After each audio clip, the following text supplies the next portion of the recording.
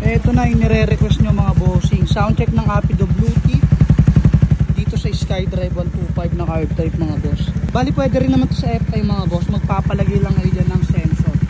Parang dito yata bandaw sa likod nito. So yun, papadiskartehan nyo na lang para kung saan gusto nyo mag-Apido. Kasi ang nire-release lang ni Apido mga boss ang carb type. So ayan, sound check na natin to para marinig ng mga boss kung gaano to solid tumunog.